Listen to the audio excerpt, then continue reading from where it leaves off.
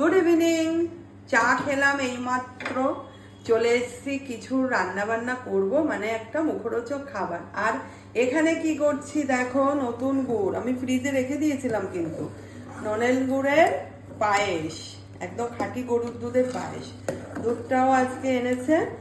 আর কি হয়েছে, খুব সেন্ট বেরোচ্ছে কিন্তু গুড়ের একটা ফ্লেভার থাকে না।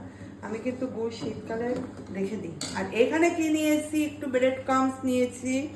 এর মধ্যে দেখো মাটন প্রেসার কুকারে সিটি মেরে তাকে ম্যারিনেশন করে রেখেছিলাম, পেঁয়াজ রসুন আদা আর একটু জিরের গুঁড়ো ধনের গুঁড়ো গরম মশলার গুঁড়ো, এইগুলো আর একটা ডিম ম্যারিনেট করে এখানে বানাবো মাটন কাবাব।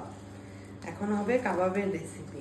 তাই পায়েসটাও হয়ে যাক, কাবাবের এটাও রেডি হয়ে যাক, তারপরে কাবাব বানানো শুরু করবো। দেখো এই যে ম্যাডাম চাটা খেয়ে হেল্প করছে, আমি এইভাবে করে দিচ্ছি, আর ওই যে কাবাব করছে। লম্বাগুলোও করা যায় যদি শিক থাকে, তাহলে শিক কাবাবটা ভালো হয়, কিন্তু এমনি ভাজা যেটা ফ্রাই করব তার জন্য এইভাবেই বেস্ট, তাই তো? আলতো হাতে করতে হ্যাঁ, বেশি হবে না। আজকে মাটন রান্না হয়েছে, সেখান থেকে একটু রেখে দিয়েছিলাম। আমরা আবার আমাদের নিজেদের মতো করে একটু করছি। এর মধ্যে হ্যাঁ একবার না, এটা আছে ব্রেড ক্রাম্বস। সরি, হ্যাঁ ব্রেড ক্রাম্বস। এই দেখো 8খানা কাবাব হয়েছে, আমরা মানুষ 4 জন, কিন্তু সেটা কোনো ব্যাপার না। যে ভালো খায় সে একটু বেশি খেলো, যে খায় না সে একটু কম খেলো। দেখা যাক কেমন হয়। এই ফার্স্ট টাইম আমি করছি। হ্যাঁ, তেল ছিটকাচ্ছে। এ বাবা, ছিটকাচ্ছে।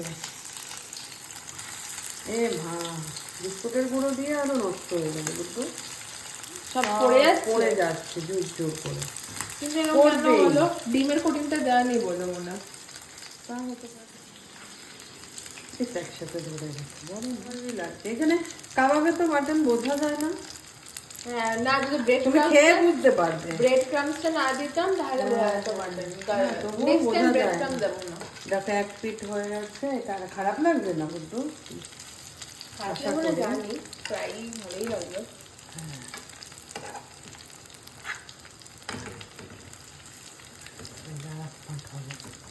প্রথমবার ট্রাই করলাম, কাবাব এখনো কখনো করিনি। বেরিয়ে গেছে।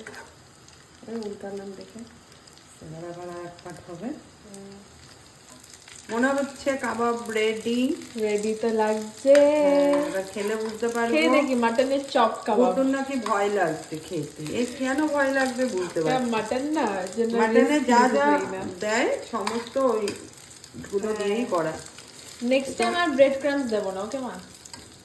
না না, তুই তো উপরে দিতে চাইলি, হ্যাঁ, আমি ওই তো যে দিতে উপরে- চাইনি। আমি তো বললাম না ওটা দিয়ে মাখিয়েছি, এমনি দেবো।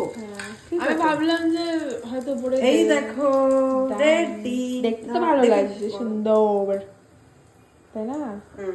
চলে এসছি নিয়ে, এবার গুড্ডু খেয়ে বলবে কেমন হয়েছে। হ্যাঁ, গরম তো হবেই। জিনিসটা কেমন লাগছে, একই পুরোটা অনেকটা ঢুকে গেছে, গরম নাকি?